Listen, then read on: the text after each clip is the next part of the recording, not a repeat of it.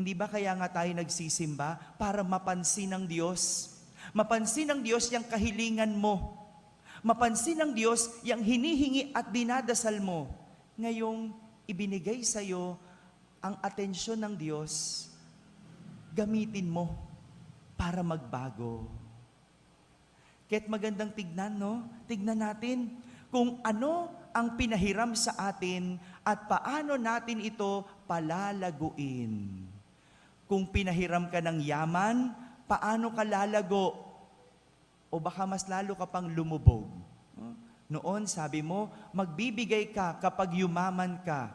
Ba't nung yumaman na, hindi mo na nakita? May ganyan. Nung pinahiram ka ng talino, paano mo ginamit? Sa kasamaan o kabutihan? Meron yan. Ang talino, pero ginamit sa panloloko.